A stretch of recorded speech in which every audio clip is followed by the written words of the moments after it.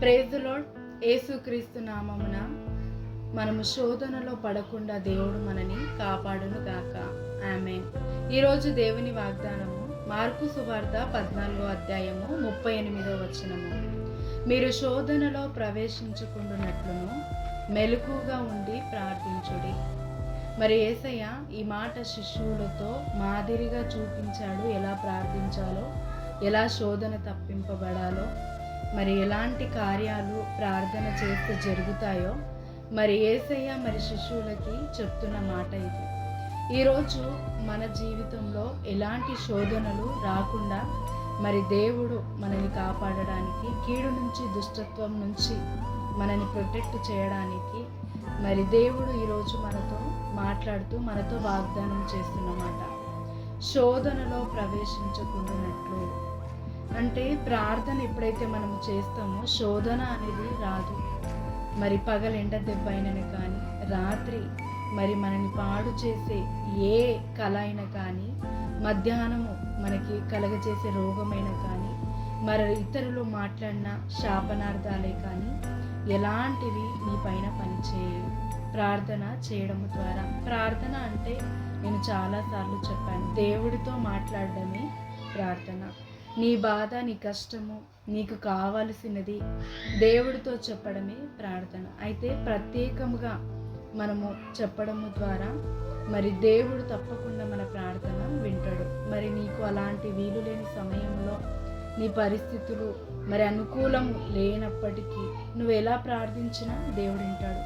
నువ్వు నించొని ప్రార్థించినా వింటాడు, కూర్చొని ప్రార్థించినా వింటాడు, మోకాళ్ళతో ప్రార్థించినా వింటాడు. నిత్యము ఆయన నీ ప్రార్థనకి చెవియొగ్గి ఉన్నాడు. మరి నిన్ను ప్రొటెక్ట్ చేయడానికి దూతలను కూడా పెట్టాడు. మరి మనము ప్రార్థించినప్పుడు మనకి ఏర్పరచబడిన దూతలు మరి ప్రతిరోజు మనం ఏం ప్రార్థించాము అనేది కూడా రాస్తుంది. రాయడమే కాదు, మరి దానికి కావాల్సిన ప్రొటెక్షన్ కూడా దయచేయబడుతుంది.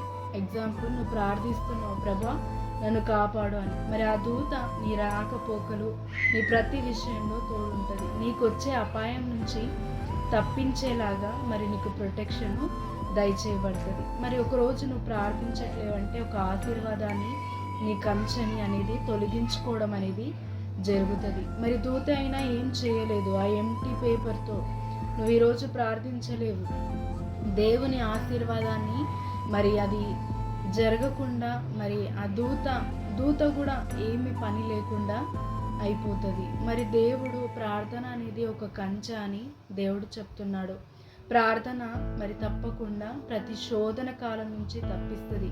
ఒక కీడు రాకుండా నీకు ప్రాకారముగా దేవుడు కంచె వేస్తాడు. నువ్వు దేవుడితో మాట్లాడుతున్న ప్రతి మాటను మరి నీ చుట్టూ అగ్ని బాణాలుగా దేవుడు కంచె వేస్తాడు. దేవుడితో మాట్లాడడం అంటే మామూలు మాట కాదు. మనం నిజంగా ఎన్నో సమస్యలు ఎందరితోనో పంచుకుంటాం, కానీ మరి దేవుడితో పంచుకోవడానికి టైం లేదని, లేకపోతే మరి అపవాది మనల్ని బిజీ చేయడం కానీ, మరి నువ్వు ఎప్పుడైతే దేవుడికి చెప్తావో విడిపింపబడతావని మరి నిన్ను ఒక బిజీ ట్రాక్లో పెట్టడం కానీ జరుగుతుంది. మరి గ్రహించి ప్రతిరోజు ప్రార్థన అనేది అలవాటు చేసుకోవాలి. ప్రతిదీ ఏ సమస్య వచ్చినను రాకున్నను దేవుడితో మరి ప్రార్థించడము, దేవుడితో మాట్లాడడం అనేది చాలా ఇంపార్టెంట్. శోధన కాలం నుంచి తప్పించుకోవడానికి ఇది గొప్ప మార్గము. మరి యేసయ్య మరి అనేక అద్భుతాలు చేయడానికి ప్రార్థనని, మరి ఇంకా ఆ శ్రమని తట్టుకోవడానికి కూడా ఆ ప్రార్థనని సహాయపడ్డది. మరి లోకంలో మనం ఉన్నాం కనుక ప్రతిదీ శ్రమగానే ఉంటుంది. దాని నుంచి తప్పింపబడడానికి ప్రార్థన అనేది మరి యేసయ్య మరి శిష్యులకి నేర్పించాడు, ఈరోజు మనకి నేర్పిస్తున్నాడు. మరి మన ప్రతి కష్టకాలము మన చేతుల్లోనే ఉంది. తొలగించుకునే విధానము మన చేతుల్లోనే ఉంది. మరి మనం కంచె వేసుకోవడము మన చేతుల్లోనే ఉంది. మనము ప్రార్థించి ప్రతి విషయములో మరి కంచె వేయబడి శోధన కాలము దాటులాగా దేవుడు మనని ఆశీర్వదించునుగాక. ఇప్పటివరకు ప్రార్థించే వారిని బట్టి దేవునికి స్తోత్రము. మరి ప్రార్థన చేయడము మాకు తెలియదు అంటే నువ్వు నాతో ఎలా మాట్లాడుతున్నావో, ఇతరులతో ఎలా మాట్లాడుతున్నావో, నీ పొరుగు వారితో ఎలా మాట్లాడుతున్నావో అదే విధముగా దేవునితో మాట్లాడటమే ప్రార్థన. దేవుడు నీతో మాట్లాడడం అంటే ఈ విధంగా వాక్యాలు వినడం కానీ, మరి పాస్టర్ చెప్పే మాటలు కానీ, దేవుడి సన్నిధిలో మాటలు కానీ, యూట్యూబ్లో కానీ ఏ విషయమైనా దేవుడు నీతో స్వరంతో మాట్లాడుతున్నాడంటే అది దేవుని మాట. బైబిల్తో మాట్లాడడం కూడా దేవుని మాట్లాడడమే. దేవుడు నీతో మాట్లాడుతున్నట్టే. నువ్వు దేవుడితో ప్రతిరోజు మాట్లాడి మరి శోధన కాలము తప్పింపబడేలాగా దేవుడు నిన్ను దీవించునుగాక.